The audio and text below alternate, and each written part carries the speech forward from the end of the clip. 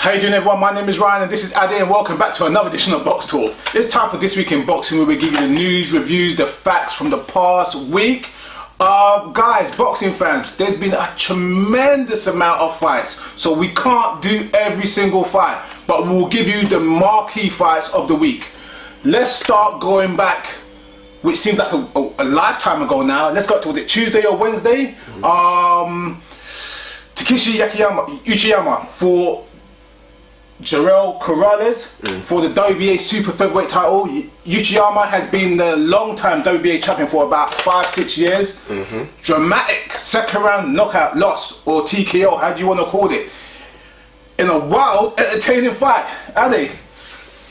Yeah, it was a wild, entertaining fight. Guys, if you haven't watched it, it's on YouTube. I kid you not, the commentator's having a heart attack. Yeah. The commentator is having a bloody...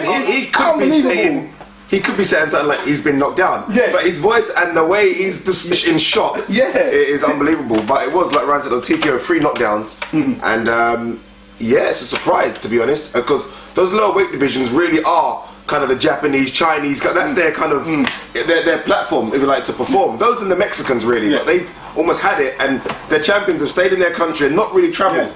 So this is an upset, but he'll get a rematch, I think. He'll ask for the rematch, and then I'd like to see. But I don't know, I've never heard of this Corrales guy.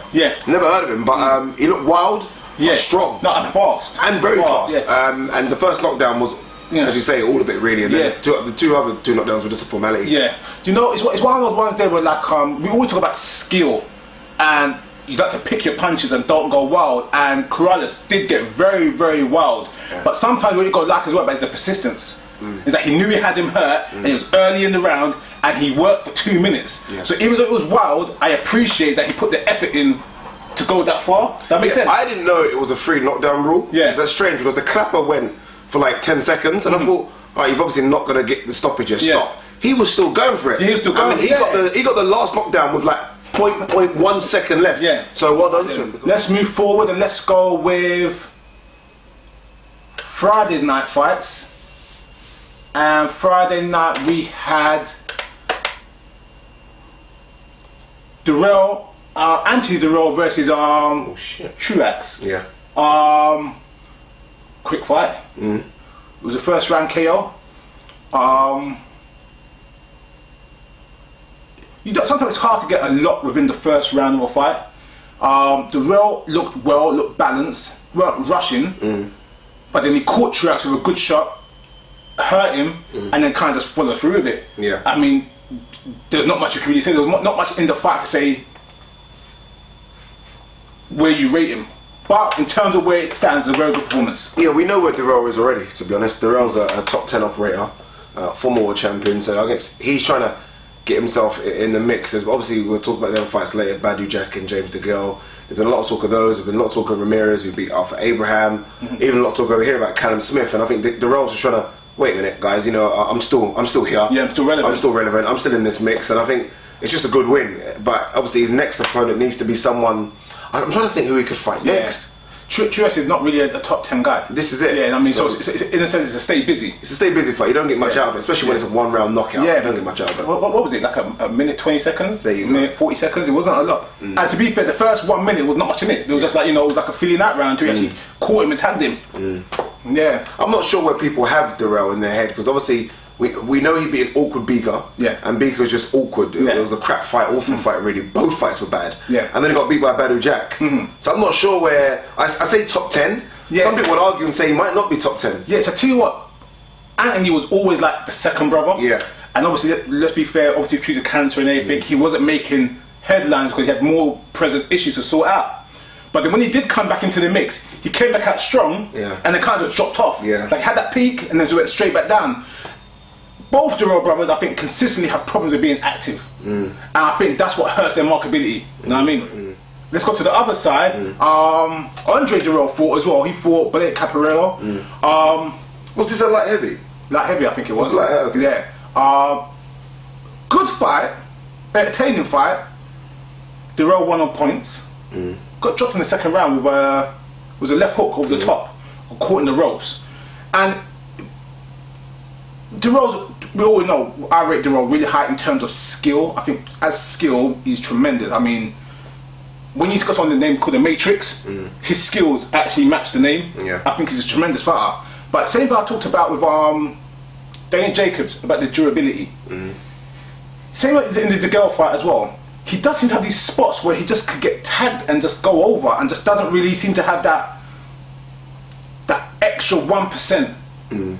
In all his fights, even the tough ones, the Carl Froch fight, if he had that extra 1%, he could have won that fight, yeah? In the Abraham fight, he was winning that fight, and then the headshot, he said he got brain damage or whatever he said it was.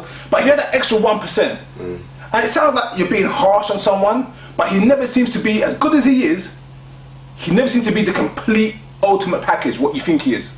No, it's a very good assessment, and that's exactly how I describe him. I look at him and I've always said he's fantastic. Everything about him is great, but there's something missing. Yeah.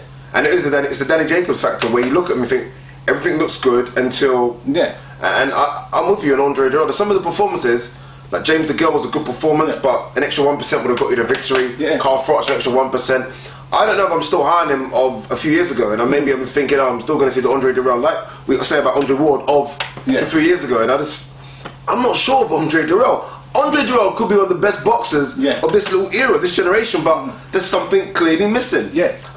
And maybe that's just it. Maybe there's nothing missing, and maybe that's just how good he is. Yeah. You know what I mean? Maybe we've had him so high up that maybe he just is a 99% boxer, which is not bad. So I tell you what, we're going to touch on this a little later in the video. I think as long-term boxing fans, as in you grow up with boxing, I think you get to like people and you admire them and you always consider them or what they were. Me and you argue on tape loads of time about Lucien Boutte. You're like, right, just take Lucien Boutte of 2008, 2006, 2009 when he was like undefeated and top of the food chain. This is the 2016 version, and because you know he has the ability, he has the silky skills, you kind of follow them. I think same with Degale, where because we've seen Degale for his whole career, from the amateur game, from the Olympics, you kind of feel like you know the person, so you know what he has, and you always feel they're gonna have that one part that you always thought they had. Yeah, you know what I mean? If it wasn't light heavyweight, which I think it was, I wonder. I'm trying to think in my head what he can do in that division. I think he's got the height though. He's got the frame. He's got the height. He's got the frame. But I think some of those guys, if Blake Caparella's putting you down, and people will say he put Kovalev down, but that was kind of just a fluke, not a fluke shot, but it was almost like a surprise. Yeah. I don't know if Blake Caparella puts you down. I'm trying to think of some of the big hitters at light heavy. Yeah. But I mean, if you're looking at it right now for Degale, light heavy is not a good division for him. The top of the food chain right now, as we know, is Kovalev. Yeah. I wouldn't want that fight for him. Adonis Stevenson, as much as I dislike him, as much as he winds me up, you don't want to be in a puncher. I don't want to be in with a puncher like that if you don't have the best whiskers or the best resolve. Andre Ward's there, so if you're looking at trying to get a world title at 175 or trying to be in the mix, it's not the best place to be. Let's go to Saturday night's fights and let's quickly breeze through. Ryan Walsh won, defended his British title. Yeah. Can't remember what round it was. 8. Yeah. Was it 8? Was it 8 or 5? No, 5. I think it was 5. Okay. Yeah, but very good performance. As you know, we both like the Walsh brothers. I think they're both very talented. It's good performance. Yeah. It was a body shot that done it. I remember it was a body shot that done it. I think it was the 5th, but it was a very good body shot as well. Snuck it in. Very good fight. Jamie Conlon fought last night as well. He fought. Interesting. Didn't know this. Yeah. Did he fight again? Didn't know. Don't know. Can't remember the guy's name. Sorry guys, so much fight. Again, fight he was losing, and was getting marked up quite a bit, and then came through again with another body shot. I mean, it was the last night was like the night for body shots on Box Nation. Now I mean, another beautiful body shot, kind of turned it around, caught him with a body shot, put him out, and that was another come from behind victory. War. In terms of domestic fights, that mostly could be added to a fight of the year type list. It was a good fight. It was a nice, entertaining fight. Really good. Moving forward on there, Liam Walsh fought as well. Yes. He won. I think that was the 8th round. That was the 8th round. That was the 8th round knockout. The 8th round knockout. Sometime if he fought Tyson James. Troy James. Troy James. Yeah. I think Liam Walsh is the better out of the Walsh brothers. Yeah, 100%. Yeah, I think he's the better out of the Walsh brothers. And it was a close fight in terms of competitive, but James was not scoring, was not winning rounds. Yeah. And I like that when you got a fighter that is competitive, but you can also see the levels between skill between both fighters. And it was a good fight. It was entertaining up to round. It was a good fight, and it was competitive after round 4 until Liam just took over, went into that second gear and took over the fight. Liam Walsh is wasting his career. I want to know what Frank was doing. Yeah. Yeah, he's wasting his career here. I feel like I've seen these type of Liam Walsh fights for the last 3 years. Yeah. This level of opponent for 3 years, and I just don't know what's happening. Do you know what I mean? I'm not sure. I think he said in an interview this week or last week, can't remember, that I need to go in terms of I need to move on with levels here. Yeah. And I kind of feel like he's just same fights. He just seems to be one of those names that are on a card. Yeah. Like there's a big card. No, Walsh should be tucked in somewhere on that card just to kind of sell a few tickets or just to add another marquee name in. Don't know what he's doing. So I tell you what, though, that I get what you're saying in terms of development, and we want to see more.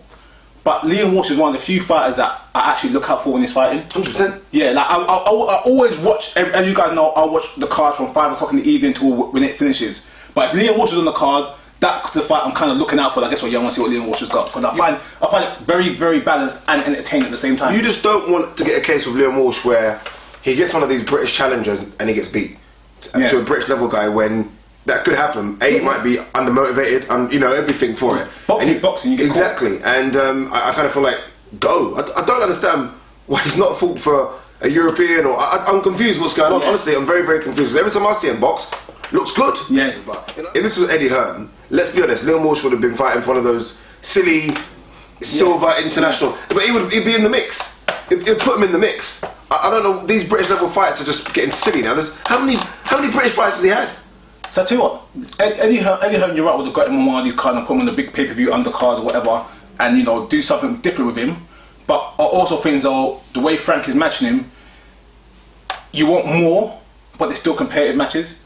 I don't know if you get as much competition on the matchroom side. Getting the dodgy title might mean something in development, but in terms of actually competitive matchups, I don't think it'll be the same.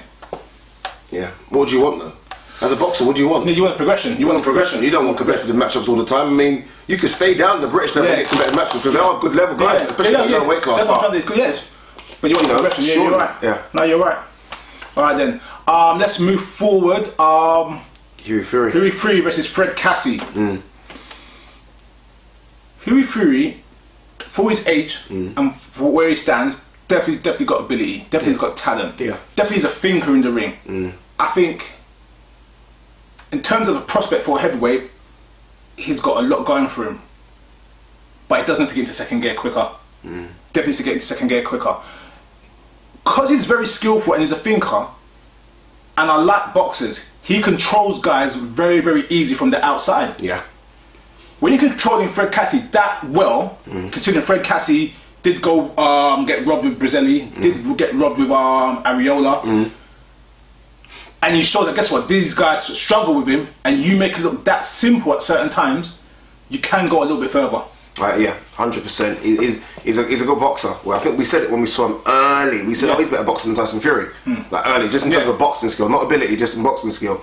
But you're right, for me there was at least 2 or 3 gears you could have done yesterday. Yeah. Fred Cassie's the kind of opponent, I think, for the first 2 or 3 rounds, you think, you work out, okay, I've seen what he's got, let me step it up. Yeah. But he didn't. Yeah. And then obviously the accidental head clash came and you kind of feel like it gets a sour result, which is not his fault, but you kind of feel like you could have got, I don't know you could have gotten out there, I don't know what you did for his powers, but you could have done it better. Could have done a number on him. There's an opportunity there, because like you say, everyone knows Cassie beat Brazili really, and everyone knows he got robbed against Areola, so you could have put a marker down like bang. And I don't know if you've done it. No, but you know when you look back at the record book, it's going to say ref stoppage due to cut. Yeah. It doesn't say you won the fight. It says you won the fight, but it's like a technicality. It's not that you.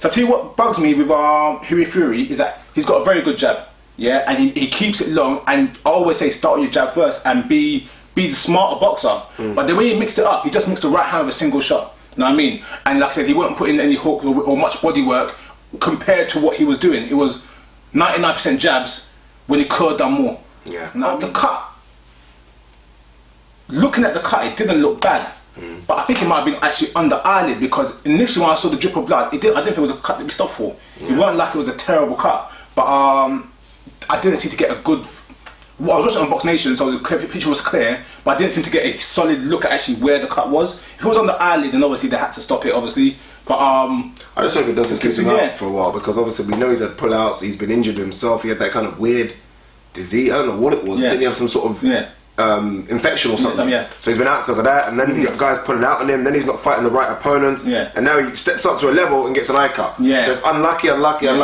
but I like him, he's his own man. Because you can imagine, he's been in the camp with Tyson Fury for years, doesn't copy any of that style. No. I mean, he's got his own style that he sticks to, which is good, but I think in heavyweight division, need a bit more. I want to say, but he's young. How young is he? 22? Yeah, so he's got more than enough time. Hell. I think him having his own style is good for himself.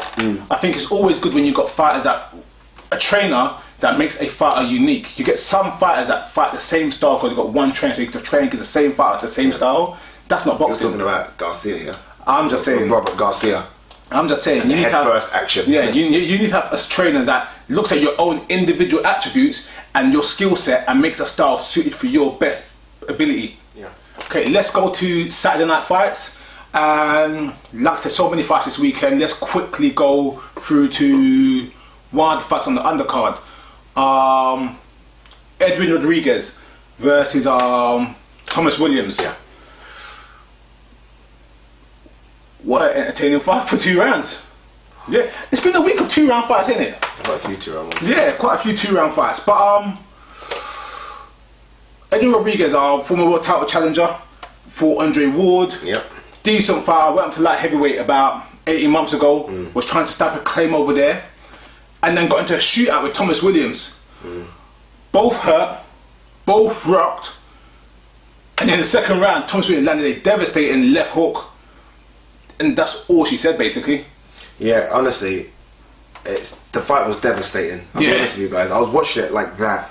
Like someone's gonna get hurt here. This is. And Ryan was like, "Put your hand down. Stop watching. It's coming. It's coming." I'm like, I don't want to watch it. Bang. Honestly, you could watch that fight and you could think Edwin Rodriguez will look at a fight and think, I won that fight 4 times. Yeah. He landed some hard shots. But then he just went headhunting trying to impress the crowd. But then Williams again landed some vicious shots. A lot of said, look, I'm not gonna compare it because I know guys are going to give me stick already, but everyone talks about Hagler Hearns for that first 2 rounds, whatever. That being the. I'm not saying it was that, guys, but in terms of a shootout, I can't think of a shootout in recent memory between 2 guys who just literally have no jab, no feel out round, and just go in there and slug it out. I think that's the thing about it. When you have fights with no feel out rounds, you get that feeling like, oh my gosh, what happened there? Yeah. I mean, like, how many times have you watched the fight and it's the first round and you go, oh, let me just quickly pour a drink before the fight starts? Because you automatically think the first round... It's nothing. It's a 10-10. It's a standard 10-10. Yeah. So, yeah, they came out firing. When you get fighters that repeatedly in the first round get that head movement... Oh, my God. Honestly. And you're like, wait a minute. They're going for it. And none of them said they're going to back down. No one said, wait a minute, I'm taking too much shots early. Let me try, box it out, or use my jab. They went to war. Know what I mean? Yeah, a really, really good fight. When I think of fights like that, I think of the time when Kendall Holt fought Ricardo Torres.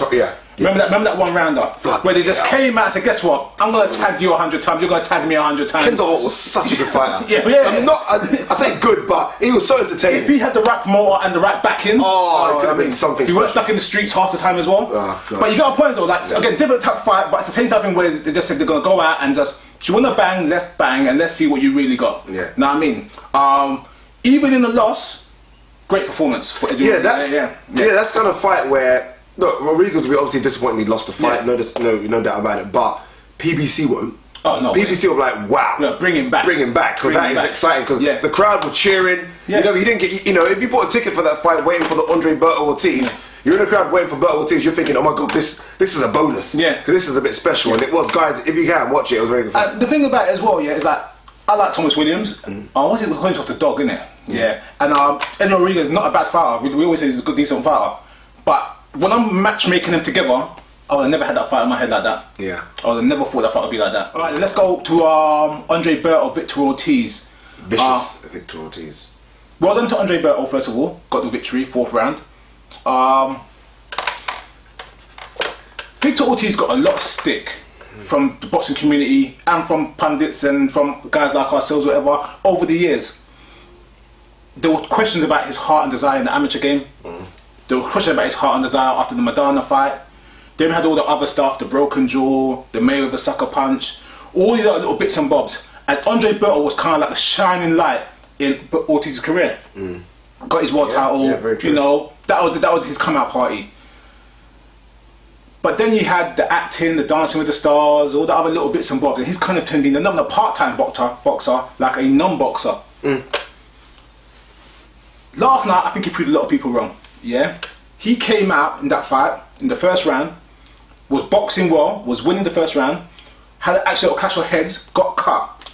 The over to Ortiz, with the Ortiz in our minds, would have said, "Oh my gosh, fight's going downhill now. He's gonna quit. He's gonna panic. He's gonna do something, and the fight's over." He came in the second round and fought with desire and said, "Guess what? I'm cut. I know I can't go 12 rounds. Let me put it on Berto." And he fought and he boxed smart and he done good. Dropped Berto, won the third round in my opinion as well. Looked really, really good. Now, I mean, there was no fault in his performance until the fourth round when Berto caught that sweet, beautiful uppercut, like a corkscrew uppercut. Berto was on the left hand side, moving to the right, had the shoulder tucked in, elbow tucked in, boom up the middle. Beautiful punch, most of the best punch Berto's ever thrown. Yeah, no, fun fight. Me and Ryan done the preview for this fight, and we said, look, in terms of where do both fighters go if they win, nowhere really. It's just relevance. But it'll be a fun fight, and it kind of proved that. I'm with Ryan. I think Ortiz was winning the first 3 rounds, and panicked because didn't panic, but like you said, knew that the cut wasn't a bad cut, but it was an awkward cut to the point where shit, this might not make me through the 12. I'm just gonna go and put the pedal to the metal, they say, and he did. He just got caught with a shot here that 9 out of 10 boxers will get caught with. You know what I mean? It was that shot. It like Ryan said, Berto circling to the right, so you almost think he's circling out of danger, and then bang. And that's the kind of thing that Berto has. I think that's why I'm so frustrated with Berto over the years, because I see that and I think that's what he's got capable of. But then I see the first 3 rounds, I think, that's Berto then. And it kind of reminded me a bit of the Lopez fight that Berto had before the Mayweather fight, where Berto's losing the first 3 or 4 rounds and then a shot to drop Lopez. And that's similar. There's something about the Ortiz where I thought, could he have continued? I didn't think he could have. I said, the way he went, he was definitely hurt from the uppercut. The uppercut definitely scrambled him. And he got up. And then he was trying to defend, and even though he was a little stiff because he was hurt, he defended himself kind of well. So where his hands were up, but he was kind of trying to move side to side to kind of get an angle to get out. But then when he got out again, Berto trapped him and got him in the ropes. And when he fell down, when he got knocked down, he weren't limp, but his arm was hanging on the ropes, which kind of tells me he didn't have full control of his body. When he got up, the referee asked him, counted 1, most got to 10, and said, "Are you okay?" But Ortiz's eyes were kind of flicking around, like looking around, like, "Where am I?" So I clearly think he was definitely hurt. I don't think he continue. It's strange because the way Berto celebrated the first knockdown was, I don't know how to put it. I don't want to sound disrespectful because look, guys will say, "Oh, it's a knockdown, he should be," but it's almost like he's not confident in himself. Like he won the lottery. Yeah, it's almost like you guys watch the way he celebrated. He didn't just do what most guys do, which go to the corner. He celebrated, like, yes. It's almost like he's still trying to convince himself that he is a good boxer. And I still think he has the demons from the Guerrero fight and the Soto Carras fight that he's still getting over a bit, I think, anyway. I'm not sure where he goes with this fight. Obviously, he has talked about Danny Garcia. Entertaining fight. I think I'm not convinced with Danny Garcia at 147. We'll see. Paulo Malignaggi's the fight. This is a big test for 147, and I think that'd be a little good fight. I'll tell you what, Berto won, and like I said, he got the stoppage, knockout. You can't fault a guy getting a 4th round knockout. But in terms of what they have left, I've kind of feel a little rejuvenated with Ortiz. I think even in the loss, I think Ortiz has more to offer right now than Berto. Because what I saw in those 4 rounds, is that Ortiz was boxing smart, mixing it up, showed a little bit of power. Remember, Berto was open for the straight right hand all night. And Ortiz caught him with 3 times, which means he was observing and seeing openings and picking shots.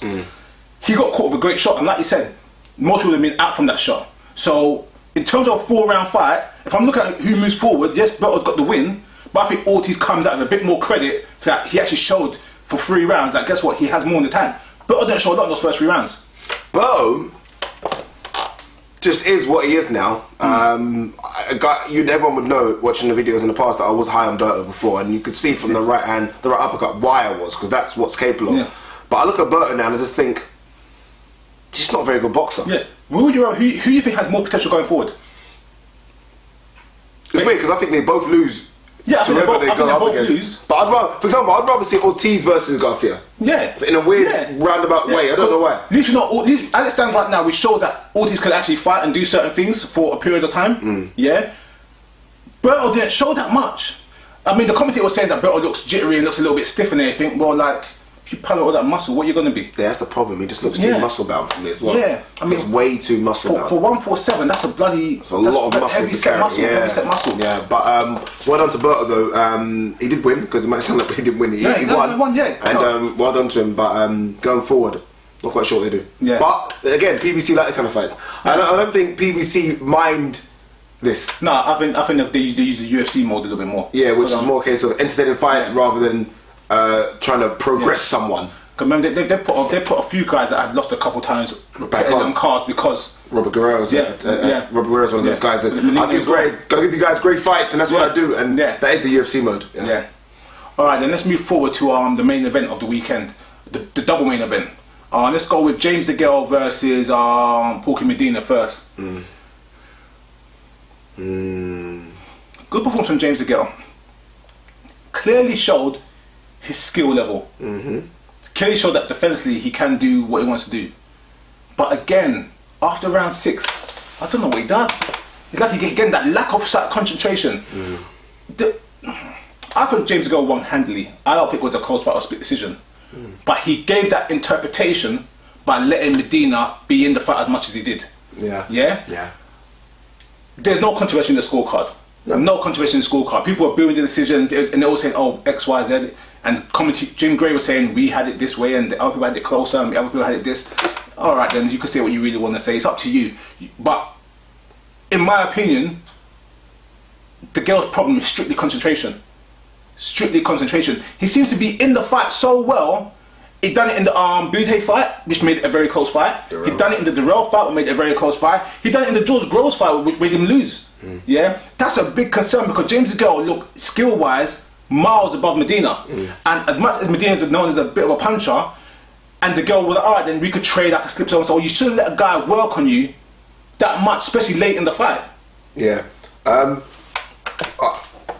I wonder if there's a weight issue problem for Degale as well. I'll be honest with you, he doesn't look great on the scales. Every time I've seen the last 3 fights, he hasn't looked good on the scales for me.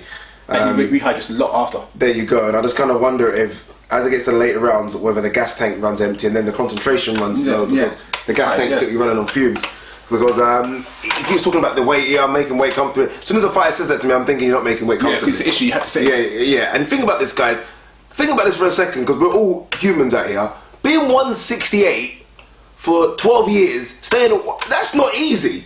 106, just staying at 168 pounds isn't easy, and I just kind of feel like that's a tough weight to cut on the time. I mentioned this before, and everyone has different body structures. Everyone's different, but James Degale's reportedly around is about 6 foot.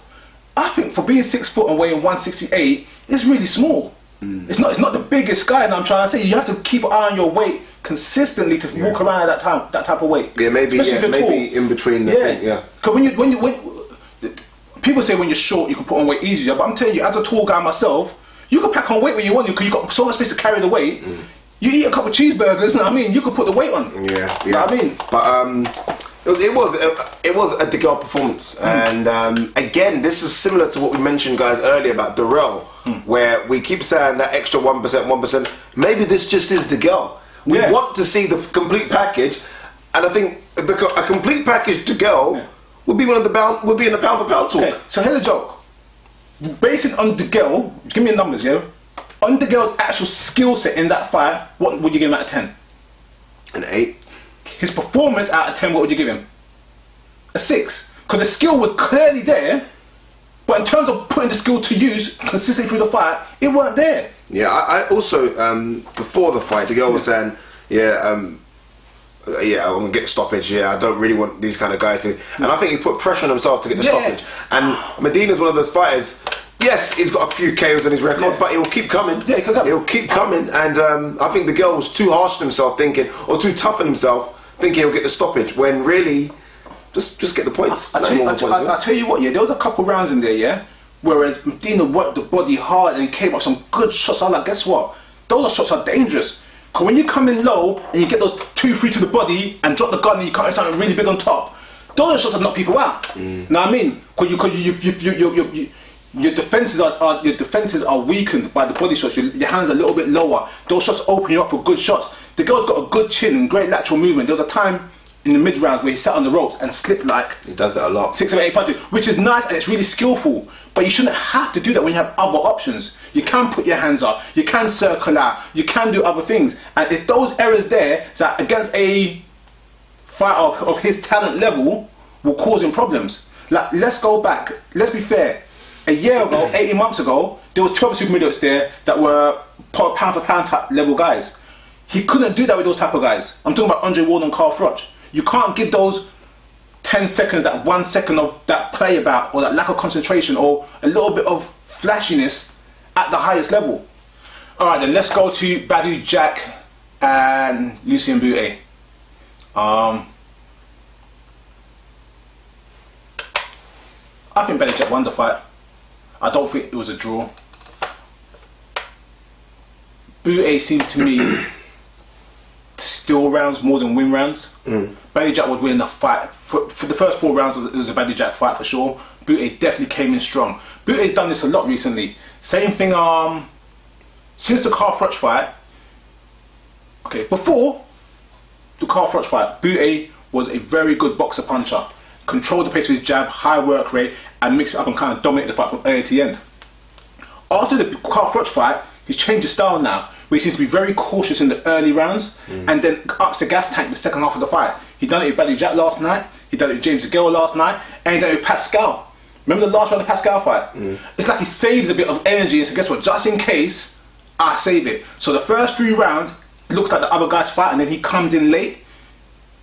He timed it wrong in this fight, in coming in late. He didn't win the fight. It was definitely not a draw. I understand why Badou Jack was upset. But again, Boutte definitely is a top contender still. He's definitely not the guy that people's on the slide. Is he as good as he was 3-4 years ago? No. But he's definitely in the mix right now. Yeah, I didn't have it a draw. I don't know where. I'm surprised about that scorecard, to be honest. I had it like 117, 112 or something. I think it was or even 116, 112. I didn't understand where a draw came from. But I could understand 7-5 as well. Yeah. 15, 1 I could understand it. Don't agree, but I could understand it. Bit underwhelmed, to be honest, with the super middleweight division right now. I mean, that's possibly a unification fight, and no excitement for me to see Badou Jack. I mean, there's excitement because it's a unification of sorts, because there's other belts out there, other belt holders, but it doesn't set the fireworks alight for Degale versus Badou Jack. And I think this is what we're probably going to talk about with Eddie Hearn later on, but Eddie Hearn said it as well. To get Degale over here to fight in the UK, Degale wants big money. I don't think it's pay-per-view fight. I don't think the British public are going to think, oh my god, Badou Jack versus Degale, let's get it on. It's a boxing purist fight. Well, I want to see it, but in terms of appealing to the casuals, none of them put in a performance yesterday that makes people stand up and think, I can't wait to see these guys get it on with each other. I'll tell you what, Badou Jack growled at me last night a bit, because I'm not a big fan of Badou. Not a big fan. I don't think Badou Jack is as good as others were saying he was. But last night he showed he did a couple of new bits on him. Really tight with his defence. I mean, picked his shots well, especially early. I like guys that picked their shots, and he picked his shots well, and his timing was really, really good. In terms of performance, I think Jack won the fight. I think Jack done really good. I didn't like. No, I didn't like. I think Jack lacked a bit of variety when Boutte started to open up, and that was his problem. And if he lacks variety, James Degale doesn't give him a lot of variety. But in the same stage, James Degale falls asleep. If he falls asleep with a guy like Badou Jack who could pick his shots, you got a problem. Callum Smith was ringside as well. Yeah. Watching. Interesting if they go for the mandatory or if they go for the unification. Interesting to see which way it goes. If I was Badou Jack, I'll go for the unification. There's more credit in unifying with James Degale, even if he lost, or having a unification match and having a mandatory. You go, like I said, this is boss. We tell the truth. Why have your mandatory when you got a potential super fight or a potential big unification match right in front of you? If that fight can't be made, take Callum Smith. I think Callum Smith is a tremendous fighter, but you rather unify a belt than don't. Yeah. I think it's just going to be a tough sell, that fight in America. Remember, both of them are not American. I think people forget Badou Jack is Swedish. He's been in the States for a while, but he's not American. He's got the Floyd Mayweather backing. And it's big. I don't like Flamingo come to the ring. Why? Huh? Why? Thought maybe it's a promoter. Yeah, Promoters come to the ring. Yeah. Floyd, Badou Jack was there doing his interview, and Jim Gray was talking to Badou Jack, and Floyd came from the side and he tried to talk when the question was being asked to Badou Jack, and tried to jump in about, oh, we need consistency in the sport and blah blah. That's fair enough. Let Badou Jack have his say first. You're the main, you're the promoter, you're Floyd Mayweather. Yes, you're the superstar, but Badou just had the fight. He's the one that feels he's been robbed. He was upset. Let him say his part first, and then Floyd could jump in after. I don't mind it. No, I don't mind it. I think Badou Jack needs Floyd. No, I know he might need Floyd in terms of a promoter and name power, but Badou Jack, that was Badou Jack to express how he felt about his fight and what he done. Floyd shouldn't have been there at that particular moment. Yeah, he could have been there, but not at that particular moment. That was Jack's time. Okay, let's go with the news for the week. Due to all the fights this week, there was not a lot of independent news because everything was revolving around all these fights. So it's kind of a mixed bag of information. But let's start with James Degale. James Degale done an interview this week of what we suspected. We've been talking on Boxtalk for about a good, maybe for all this year, that there seems to be some sort of rift between Al Haymon fighters and Matchroom fighters. And a few guys pointed out to us saying that there's an interview where Eddie Hearn does say that he doesn't give Al Haymon fighters 100%. James Degale clarified that this week, saying that Eddie Hearn's upset and he's jealous that I'm going to America and making money and doing this and certain things, and that Eddie Hearn has no say on what I actually do. Then he went to even further to say that I don't have a contract with Matchroom, yeah, which basically saying it's kind of like a gentleman's agreement. Eddie Hearn done another interview after that saying something along the lines that we're friends, we're buddies, but it's business and X, Y, Z, and you know, I would say, what's the word, trying to settle the water, but there's definitely a little bit of stick between the Matchroom and the Al Haymon stable now. It's a fact. Yeah, I saw an interview with James Degale and Adam Smith, Sky Adam Smith, and James Degale was like, yeah guys, all my British friends, I am a world champion, Olympic gold medalist, support me fighting away from home again. And he done that, little pause, again. Doesn't like fighting away from home. Yeah. But he clearly said in that interview that for the Durrell fight, PBC won the purse bid. Yeah. You know what I mean? Yeah. And so I had to go and fight away from home. And since then, Al Haymon signed me. Yeah. And that he has a... Eddie Hearn kind of put it and said, Degale has a Sky contract. Yeah. So he doesn't have a contract with him. He has a contract where if he fights on British TV, he fights only on Sky, and I'm here to sort that out. So I'm here just as an advisor. Yeah. He said that I do the British side and they do everything else. They do everything else. Yeah. There's a point where I get what Eddie Hearn's saying. Eddie Hearn's saying, well, if you are signed to Al Haymon, why should I do anything? Why am I going to promote you through the hills when you're signed to Al Haymon? And it makes sense, and I kind of agree with Eddie in that sense, but it's confusing because for the fans looking in, we look at James Degale as a British fighter signed to Matchroom. Yeah. Well, obviously it doesn't look like he's signed to Matchroom, but he's signed to Sky, which is strange. I agree with you on this point that it sounded like Eddie's not the bad party in it. But no, I definitely didn't say that. No, it's definitely not. But I understand the point you're saying. But I also think that, okay then, you have an interest in James Degale. Yeah? Sky has an interest in James Degale. James Degale, as much as he's fighting and making money in America and making name, James Degale does want to fight in the UK, but he's still kind of fighting on the undercard. Because last night it was a joint main event, but he wasn't the main event. Main event was Badou Jack Booty. Sometimes, even if you don't win, still by playing your cards right, you can keep your fighter happy.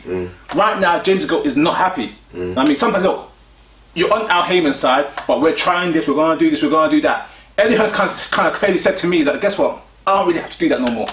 So that means you're not keeping your fighter happy or the Sky fighter happy, which means you're going to cause conflict. Yeah. Yeah. I think part of being a manager in any scenario, in football, in sports, at work, is catering to your staff and understanding how to develop them and how to engage them. When you can't engage your staff, you've got a problem. And that's what's happened. Yeah. They said there's a problem with numbers. Eddie Hearn says Degale in his head has what he thinks should be getting paid for a fight. Yeah. And I have in my head what I should be getting paid for a fight. We criticise Eddie Hearn a lot for these pay-per-view events. Yeah. And it seems as though Degale's money it can only be generated by pay-per-view. Yeah. And to be fair to Eddie Hearn, I look at Durrell, I look at Boutte, and I look at Badou Jack possibly. I think the British public would moan if they're on pay-per-view in this country. I don't think they're pay-per-view fights. Couldn't they be on a pay-per-view card with and Joshua? Yeah. Yeah, 100%. But I don't know if the British public would be very happy, and I don't know if that would sell out over here as well. So I can see where there's a number conflict where, as a purist, Durrell, Badou Jack are bloody good fights. but they're not sellable fights. Yeah. See, the problem is, and I'm not being bad as James Degale though, it's his personality. He's kind of chalk and cheese. Yeah, you either like him or you don't like him. Yeah. And I think whereas Anthony Joshua sells on pay-per-view because people like him. He's humble, he's personable, he goes on TV shows. James Degale, we said on previous videos, ain't like that. Yeah. And when you do meet James Degale or have a word with James Degale, yes, he can be charming at points, but he also does have that, you can feel that tension, that kind of little bit of, I wouldn't say hostility. What's the word you call when someone? Yeah, hostility. Offset. It's kind of offset. And that doesn't sell to people. Like, even over here, when he was fighting over here long term, people were cheering for Groves more than James Degale. Yeah, when they had that matchup, yeah. James Degale was fighting in blue water because he couldn't fill out arenas. Yeah, came up to Matchroom and he was still fighting wasted on the undercard because he was not the type of star he thinks he is. That's James Degale.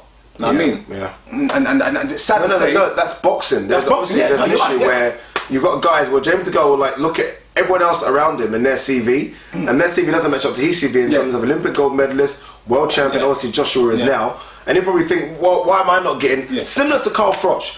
Guys, I don't know if you remember when Carl Froch had this problem with Amir Khan. Yeah. And Carl Froch was thinking, wait a minute, look at me. Yeah. Look at you in terms of what you've done. Look what I've done, and you're getting paid way much more than me. You're the superstar, and I'm getting nothing. It's resolved now, but Carl Froch had that kind of same problem as well. It's good. You've got to transcend with us. You've got to transcend with the fans. Yeah. And James Degale doesn't transcend with the fans. Obviously, then this kind of is the same issue of Lee Selby.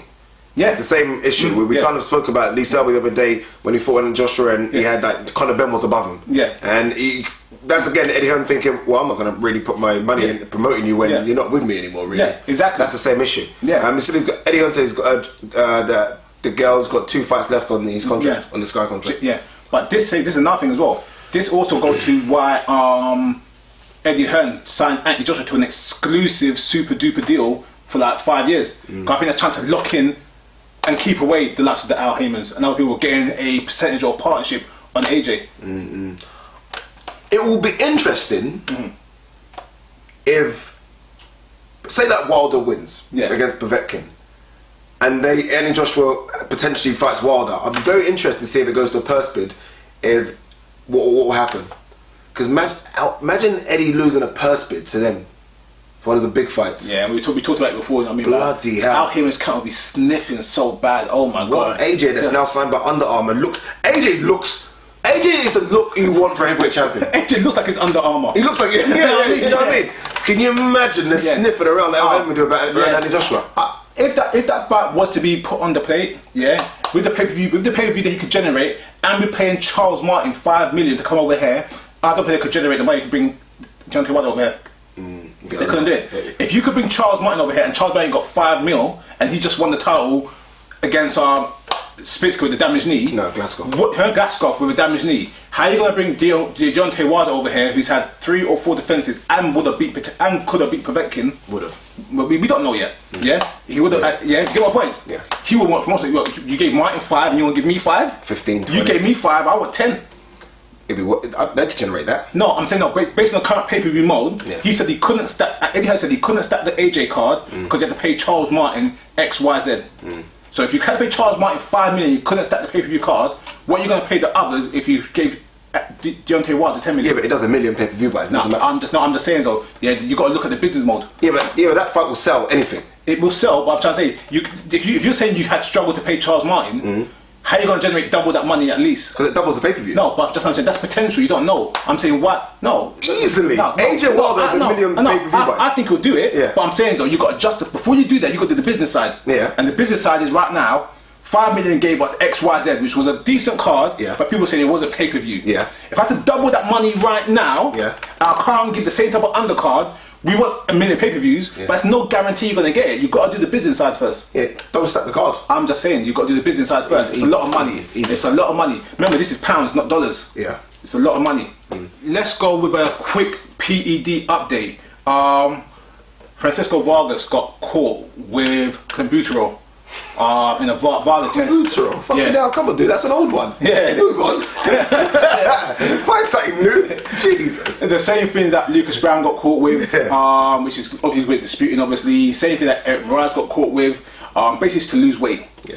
Varda caught him way beforehand, about maybe 6 weeks before the fight, and obviously it's now down to the commissioners to take a look into everything, and the B sample being tested.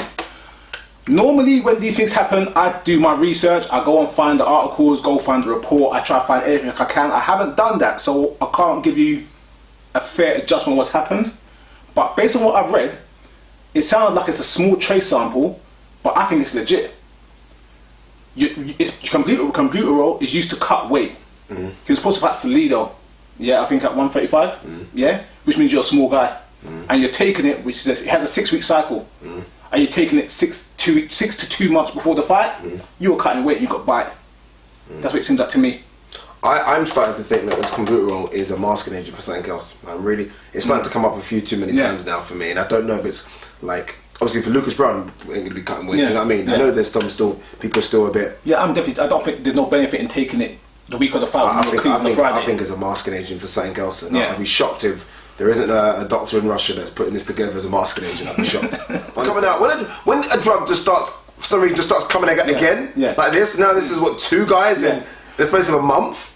I ain't done my research, so don't quote me, because I know guys will put comments and say you're wrong. But I swear James Toney got caught with Computerol years ago, and that was the first time I heard of it. And then Ed Rise was about 4 years ago, and then in the past, like you said, 18 months, it's been used a lot. You know what I mean? So it's definitely growing within the industry. Yeah, and so when guys hear about it, and look, I still think there's fishy stuff with Lucas Brown. Yeah. But when guys hear about it and they say, "Oh, Lucas Brown," just because of Lucas Brown's personality and how how he comes out, people are like, "Oh, there must be something dodgy about it." Because look, it's Lucas. Oh man, I'm just not sure anymore. Yeah.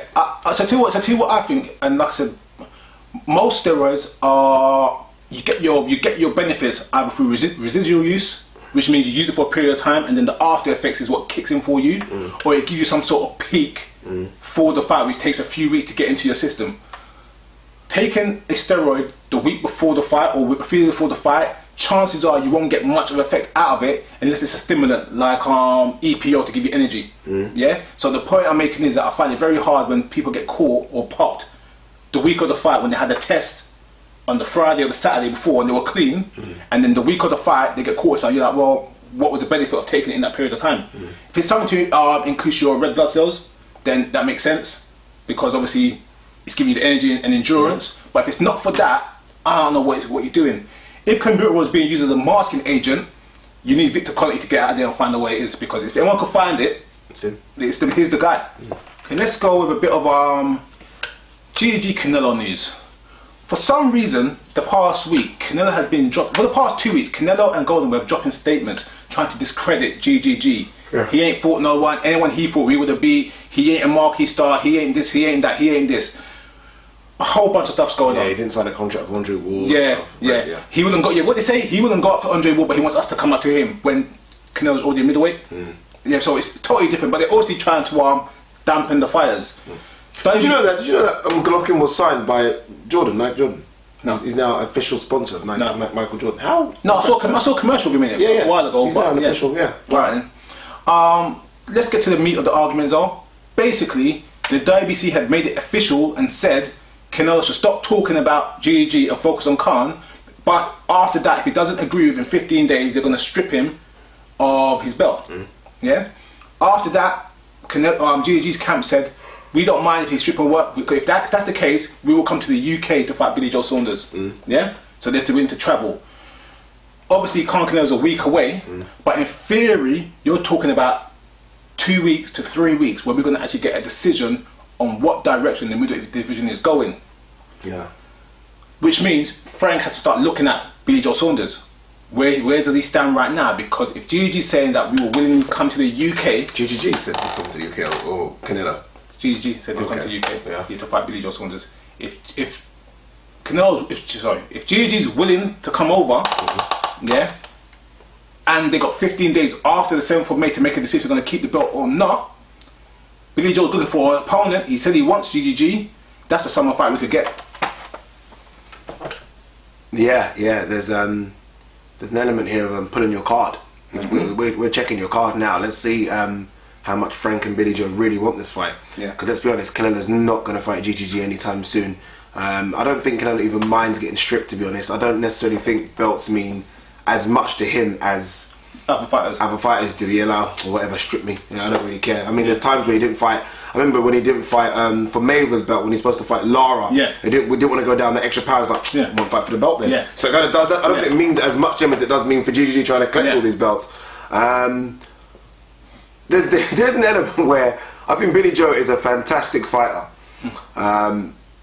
But I would have preferred Billy Joe to have a fight in between before trying to take on the monster that is GGG. Honestly, a card will be checked soon. Yeah. And I think Billy Joe's card will be checked soon because I definitely believe Canelo's going to vacate and it's going to be GGG versus anyone for that title, and it probably will be Billy Joe or maybe Danny Jacobs. No, you know, it's one of those situations there. Whereas if Khan was to win if Khan was to beat Canelo, Khan said previously, he's like, oh yeah, I'll fight GGG if I had to, whatever. I don't think he would want that fight in his next fight. Yeah, it's not a fight that no one's really asking for. I mean, like you mentioned previously on more videos, Peter Quillen don't want to talk about him, Daniel Jacobs don't want to talk about him. The only option is Billy Joe Saunders if Canelo doesn't take it. Imagine Khan, Billy Joe Saunders. Now, imagine what that does to Matchroom. In terms of how much they've been chasing for Kell Brook, and then Khan fights Billy Joe Saunders on Box Nation. That would be unbelievable. Can you imagine Frank? Can you imagine that ending for Frank Warren? What he does, what he says to Eddie? No, in fact, does his shoulder. He always does that. He was twitching. He was doing that. Can you imagine? I think Amir would fight Billy Joe. I think he would as well. I think he'll fight Billy Joe as well. Yeah. I don't think he'll have that same fear that he's got for GGG or whatever. I think he'll fight Billy Joe. Yeah. And seeing both of those, Billy Joe's not a big middleweight, by the way. You know, you see that Andy Lee. Obviously, Andy Lee's really tall, but he's not big. We've interviewed him a few times. Yeah. I don't think there's any height difference in Billy Joe and Amir Khan. Maybe an inch. Yeah, maybe an inch. At max. Billy Joe's thicker. Billy is definitely thicker. But you see, again, when you look at styles of the fights, even though Canelo's more of a risk of the power, Billy Joe will give Amir Khan a difficult more fight because of technically big good and his movement as well. You know what I mean? Imagine that fight. Imagine Kell Brook. Kell Brook will have sweat. Yeah, I know. He'll be sweating. He'll be sweating if that fight gets announced. I like to see that. That's what we need. British boxing needs that. But talking about Kell Brook, I've read something this week that Tom Loafer said that if Kell Brook is serious about fighting GGG, it's an option we'll look at. He ain't serious. He ain't serious. Like we said, cars might get pulled shortly. Cars might smell a rift coming between Brook and Eddie Hearn soon. See, like we openly said, we predicted the girl Eddie Hearn good a few months ago. I think Brook Eddie Hearn, because all you think now when I think Eddie Hearn is Joshua. Yeah. It's like Brook's been almost like... I said it before, when Joshua turned pro, Brook was the man. Brook was already the man and was number one contender. Yeah, Brook is not a pay-per-view star. AJ clearly took over. Whereas, as much as Kell Brook is making money and doing good, he knows where his career should really be. He's looking at his promoter and saying, "Oh, X, Y, Z. Why ain't this happening? Why ain't that happening?" And you have to start asking questions. And that's what it comes down to. It's not you're causing trouble. You've got to look at collectively where you stand. Also, and I will say this as well. Obviously, when we watch Sky TV, you see Kell Brook with Eddie Hearn and they're talking. It's Pally. Kell Brook has a manager.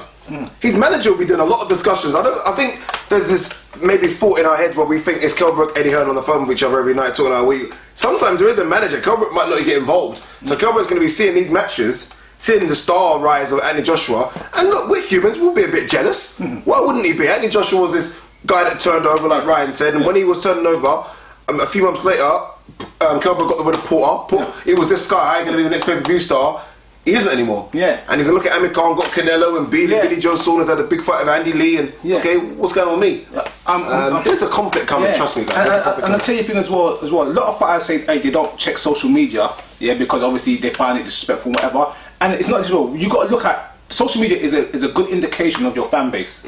And when you got people saying, "Oh my gosh, Cobra came 14-01, fighting 01. Oh my gosh, Tyson Fury said this. Oh my gosh, Amir Khan does that." That's an indication of what your core public like, because they're the ones that follow you, and if they spend time to look at your page and look what you're doing and care about you. So if you care about someone or care about a sport, and then your core audience is giving you criticism, that must hurt, because that core audience is what buys those pay-per-views, is what buys those tickets. It's the guys that go in the car and drive 2 hours to get to Manchester to go to see your fights. And I talked about being in the mix, and look, Andre Berto fought, and Andre Berto is nowhere near on Kell Brook's level. They're talking Andre Berto Garcia. That's realistic now. Yeah. Do you know what I mean? They're talking about Berto Garcia, there's Furman Porter. Your name's not in that mix. Yeah. Whereas when I put a poll up there and I said who should Kell Brook we fight next, everyone said Garcia. Yeah. More than that, I mean, calm. They said Garcia already now. Berto looks like he's already stepped above you. Yeah. Berto has stepped above you. So basically, as it stands right now, Berto's going to get a shot at Danny Garcia. Porter Thurman signed. Yeah. Khan's fighting Canelo, and they're talking right now about Brook having a unification with Jesse Vargas. Next. Yeah. Yeah. Yeah, but it's true though. I know it's a unification. It's not a bad match, but in terms of the bigger picture, this is what I'm trying to say. In terms of the bigger picture, the top guys are fighting all the top guys, and you're fighting the guys that is not really a top guy. Jesse Vargas beat Saddam Ali, but was Saddam Ali a top guy? He was a contender. You got the other guys that are established fighting other established guys. It's going to be very difficult for Eddie Hearn to rein this one back in. Honestly, he must just thinking of F all the boxers. I'm just going to promote AJ. It must be very difficult. He must think that sometimes, because even the Tony Bellew fight got mentioned this week for Everton. We're probably going to talk. No, I saw some tweets out there, and I was people like, what I saw a tweet saying, wouldn't it be great if Bellew gets knocked out people said like that. This? Yeah, yeah. People very people like, yeah. People had enough. Yeah, people had enough of it. Do you know what I mean? Yeah. Alright then, let's go with some fight news. Obviously we done the AJ versus Brazzelli video and mentioned that George Groves versus Martin Murray's on it. So if you haven't seen it, check it out. It's on there. Some people like it, some people don't. Yeah. Yeah. Life. Yeah, Marmite. Yeah, Marmite, exactly. Yeah.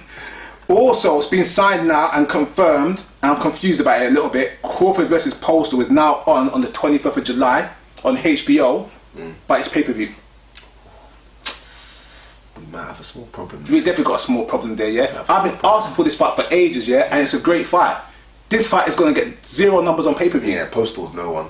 No one. And Crawford's big. Yeah.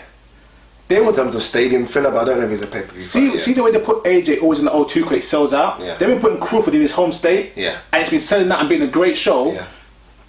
But put it on pay-per-view and you've got a great crowd, you're going to miss all the atmosphere. They're going to kill it. I think it's in Vegas as well. Yeah.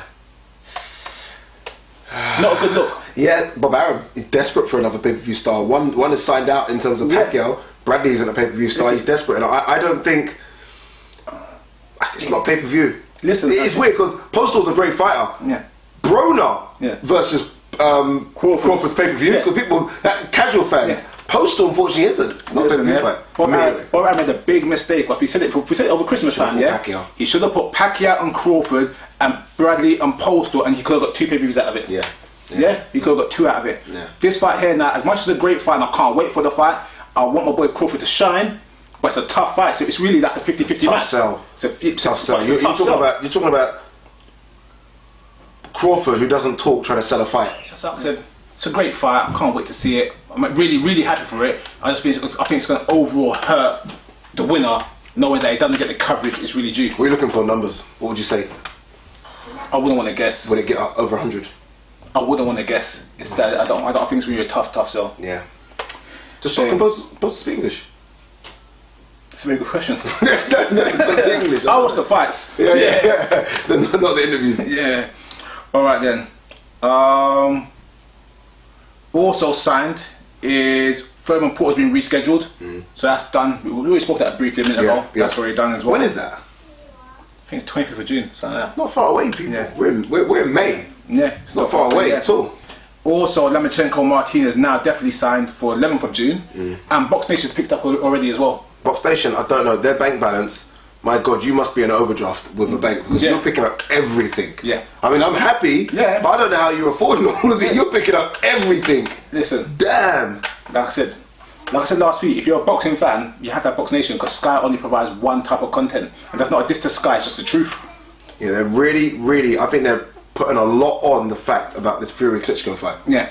See, you know, this is what I don't understand then, because for me then, Frank and his son George done that interview talking about the box office. And this is the perfect example to show me what you're talking about then. Because Fury Klitschko is that fight, surely. Okay, I understand that element, and it still could be on their red button, because they said they want the element of the red button, so there's still time to do it. Yeah, because remember, that's not to win. Do they have a red button, Box Nation, or do you have to phone up? No, you have to phone up and do the internet thing. That's poor. That's why. That is poor. So I think there's still time for them to do that fight, do that red button stuff. But here's the thing about it, you got to understand that, again, back to the business side. They've gone to the commissions or whatever, and go through all the bits and bobs so they could get the stuff done. But you still need to negotiate a bloody deal with Sky, which is obviously another whole thing. Now, the way it works out is that by law, if something is as comparative or as comparable to your current product, you have to consider it. So they've got to do a package which is suitable or better than the matchroom package. But when you talk about a base to build that from, Klitschko Fury is that base. You're talking about the rematch for the heavyweight championship of the world. This is what boxing's built on. Not middleweights and flyweights and featherweights. You're talking about the big guys. Well, if you want your base, this is your base. When's Tyson Fury? 9th of July? 9th of July. So we've got what? 9 weeks. 10 weeks. So there's enough time. There's enough time to build a team. One thing I've always said about Box Nation, unfortunately, is that I thought their overall production is poor. This is your chance to prove me wrong. You've got a fight now in London, in Manchester. This is what I'm trying to say. When you're doing a comparative package where you've got to sell to Sky and say it's better than the matchroom product, those are elements that are going to be tied into it. Whoever David Hay got for Dave, take that team and say, here, this is how you've done it. Paul Dempsey. Do it. Listen, I don't know why I got rid of him. The DJing in between fights, everything, just do that. That Dave production was better or on quality with Sky and ITV. And if I ask you right now who's on the undercard of David Hay, you struggle to tell me. This is it. So not necessarily the undercard. If you can make no, it's not the undercard. This one. The Cannon. Alright then, let's move forward. As you were talking about Fury Klitschko, they had the presser this week. Unfortunately, I didn't get to see all of it. It's been a mad week, all these fights. But I did watch highlights of it and Fury's belly. And Fury was also on Box Nation last night talking about the fight. He looked a little, had a couple drinks. No comment. But Vladimir's saying that obviously he's doing this fight to shut Fury up and all the other bits and bobs and everything. I'm concerned for Vladimir. I'm concerned. He's saying he's got his drive back and his fire back. I'm not too sure. Fury seems very overconfident. As he would be. And you can't understand the reason why. But as much as Vladimir seems on it, I don't know if it's genuine. I like Vladimir, but he doesn't seem the type of person that he could get under his skin. And I think the whole Fury thing has actually got under his skin. And that we might see a bit of fire. We might. It could go both ways. Or he goes into his shell, or we see a bit of fire. Let's be honest, we thought he might not take the rematch. He's taking the rematch. He's coming to this country taking the rematch. I will say this though, about Tyson Fury. I've seen him I remember when he got into the ring versus Deontay Wilder, that little head-to-head. He was definitely intoxicated then. Some people suggest it was a bit more, but I'm not going to say or nay on that, but he was intoxicated, I could see it. We've seen people drunk, someone's a bit tipsy. He took his top off, and it was almost a kind of, look at me, and I'm looking at that and I'm thinking, it's a big difference. You're not serious. You're not serious. You're not living the life of a real professional, driven athlete here. I'm not trying to say everyone should have the body of Joshua, no. But you've got to be in tip-top condition. You've got to be in tip-top condition. If you abuse your body, it'll fail you. I mean, what is he, 27, so he's probably thinking like we all do when we're young, that you can eat kebab, you get rid of it, you're young. No, you're a heavyweight champion of the world, look the part. I don't think all this trying to show, look, I'm not in shape, but I'll still, that doesn't improve. I look at the opposite way around. I think, as someone, we go gym, we try and keep ourselves in relatively good nick. That's embarrassing, heavyweight champion of the world. People might say, to me, that's embarrassing. You should not look like that. Fury said something last night that along the lines that I don't need to be in shape. I'm a fighting man. When the fight comes, I'll be in shape and I'll be ready for it and blah blah blah blah. But if you're a fighter, you're a fighter. And I understand the mentality, but part of being a fighter is being in good condition and having the gas tank to actually fight. We're not talking bare knuckle on the street kind of thing. I get that. We're talking being an athlete, because you're going to come up against good athletes soon as well. And I'm sorry, that's not how you should be. That's not how you should look. No, we're talking about that 1%. That could be his failure ultimately, that he doesn't keep that fitness at his highest peak. Because in terms of his ability, he's got it there. But that could be that thing that, if you had that right. Yeah, because you look at someone like Vladimir Klitschko, who by most people's accounts isn't a great boxer, has got a fantastic jab, but in terms of putting it all together, doesn't. But you look at him as an athlete and you think, that's what's got Vladimir Klitschko through the last 30 years, just his athleticism. Doesn't gas. Punches, looks, everything, and I look at Fury and I was very disappointed to see that. I wouldn't see that shape made me think, nah, you're not serious. I'll tell you what though, for sure, Vladimir coming over here into a hostile territory against Fury, he needs to bring Vitaly with him. Vitaly needs to get in his head and say, look, you need to bloody do this. I don't know how hostile it would be. I know it's hostile to it because it's not your hometown. They used to have him go in Germany and in Europe having their own show, their own thing. This is going to be totally different for them. Yeah. If anyone can't be phased, it's Vitali. Seriously. Yeah, the two best nicknames in boxing. So I tell you what, yeah. Was it? Who's Dr. Stillhammer? Huh? Vladimir's Dr. Stillhammer. Yeah, and Vitali's Iron Fist. Yeah. No joke, yeah. Fantastic. You know, no like if that I'm causing trouble now. But you know, most people Vitali's still the best heavyweight in the world, most probably. Yeah, Vitali's still number one heavyweight in the world. Yeah. If he was to take it serious and come back, right now, like 42, he'll still beat everyone. Yeah, he'll be smash him. Yeah, he'll be an animal. Tell me if I'm wrong, guys. Yeah, I think we'll beat him. Don't know about Luis Ortiz though. Oh yeah. I don't know why I'm so high on that kid. Yeah. No, that'd be that. That's the only guy that can actually give him a run for his money. And won't have that fear either. Yeah. Okay. It's not a funny scenario, but I just found it really weird when I read it. Did you hear about the plot to kidnap Pac-Man?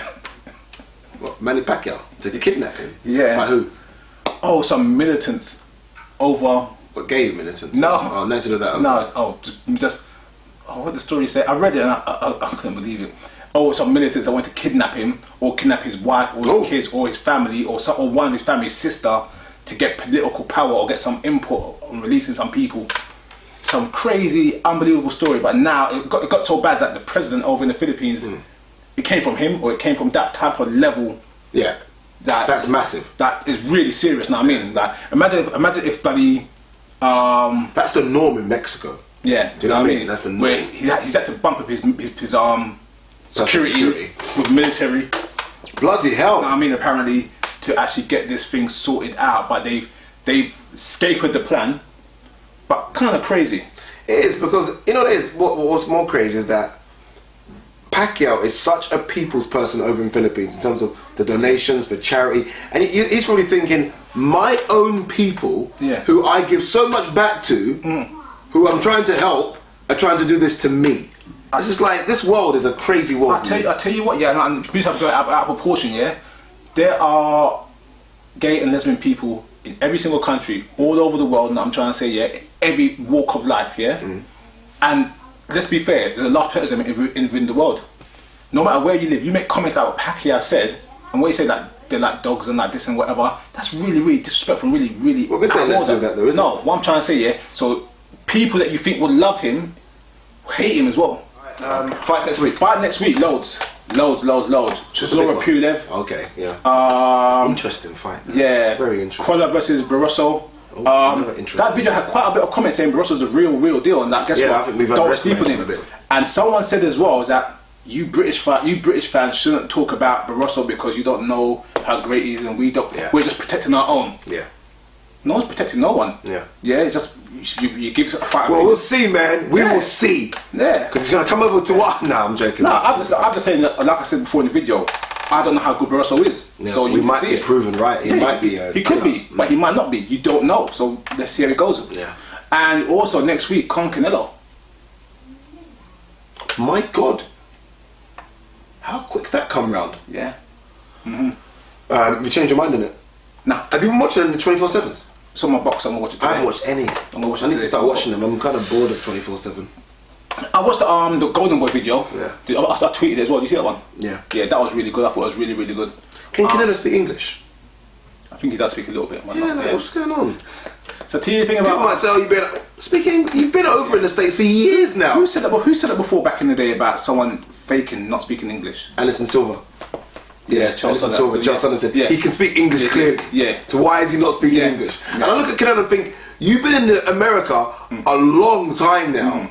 You know what I mean? In terms of your promotional brand, people might give me stick about this. Speak some bloody English and English. That might be an element of his fan appeal, that he's Mexican, so he engages the Mexican fans. Maybe because Oscar got a lot of stick, didn't he, back in the day? Like he's not real Mexican. Oscar got exactly. Yeah, so most of the reason why. Yeah. But huge week of fights. Know what I mean? So did you say you've not changed your mind? Have you had changed your mind? No, I haven't changed my mind. So you think Khan still wins? I think Khan can steal it. I think it's a tough fight. I think it's such a tough fight to call. I could easily see Canelo winning this fight handily in a couple rounds. I said early knockout, didn't I? You said early, Early. I can see it, but I'm just thinking, like I said, Khan knows this.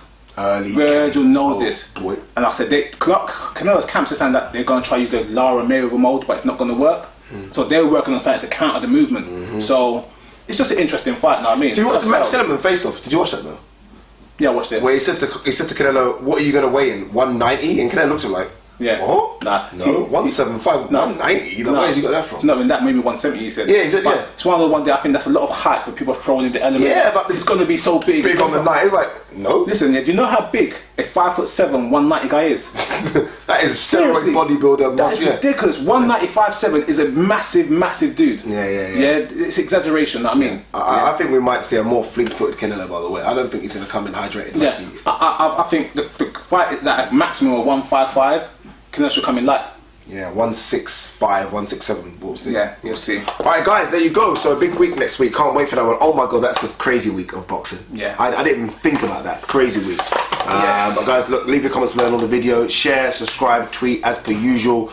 We are doing the t-shirts this week. 100% we're doing the t-shirts this week. I'm not sure about colours yet, but we're definitely doing a colour. We're definitely doing t-shirts. Me up Tuesday, something. Yeah, we'll get them done. So, guys, you want them? Send emails over to boxtalk@hotmail.co.uk with your details, sizes, colours, blah blah. That's what we can do. We get a mixed bag and we'll try to get them on eBay within the next 7-10 days. Yep. And then you guys can send us your money and we can send you your t-shirts and give us some brandy money. Yeah. Peace.